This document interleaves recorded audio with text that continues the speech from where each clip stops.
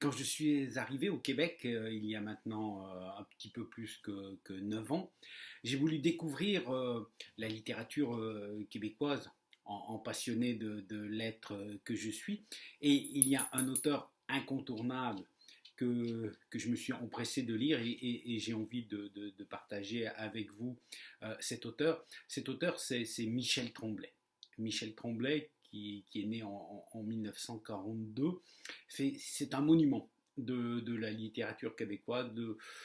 Il a marqué la deuxième moitié du XXe siècle et il continue de marquer le monde littéraire québécois. C'est en 1965, avec les Belles-Sœurs, une pièce de théâtre absolument fantastique que j'avais vue lors d'un de mes premiers voyages sans vraiment tout comprendre.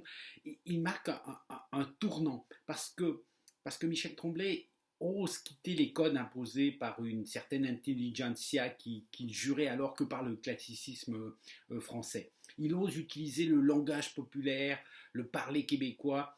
Et il va gagner, ce parler québécois va gagner ses lettres de noblesse. Michel Tremblay, tout jeune, à 22 ans, a gagné le concours des jeunes auteurs de Radio-Canada. La littérature, l'écriture ne vont plus jamais le quitter. Il va enchaîner pièces de théâtre, contes, recueils autobiographiques, scénarios pour le cinéma. Il a vraiment toutes les palettes. Mais son amour, c'est sa jeunesse qui décrit le mieux. Il est né dans un quartier populaire, il décrira avec passion dans les chroniques du plateau Mont-Royal. Il est constamment à la recherche.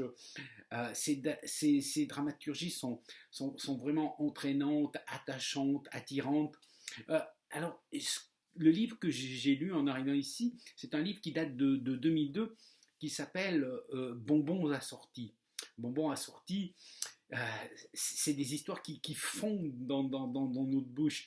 Ils dégagent une saveur, des senteurs québécoises inimitables. Je n'ai pas trouvé ça ailleurs. Ils nous entraînent dans la jeunesse de l'auteur. On revisite par des courtes histoires le Montréal du milieu du XXe siècle. On va rencontrer le Père Noël, l'ours Teddy, le chanteur de Mexico, le petit chinois qu'il faut acheter. Il va côtoyer le frère Jacques, la tante Robertine, l'oncle Josépha, grand-maman Tremblay, mais c'est surtout Nana, la maman de Michel Tremblay, qui occupe une place prépondérante. Oh, elle va raconter le mariage de la voisine, les souliers vernis, de la première communion. Enfin, tous des petits moments de la jeunesse de Michel Tremblay sont décrits avec tendresse. Il retrouve alors son enfance, les joies simples, la dureté qui devient quelque chose de magnifique. Mais c'est surtout l'amour de la famille, les chicanes, les bons mots, les situations scabreuses. Enfin, dans ces petites histoires, rien ne paraît grave. Mais c'est un peu ça, le propre du passé. Tous, on est pareil, on garde que le meilleur. Et Michel Tremblay fait partie du meilleur de la littérature québécoise.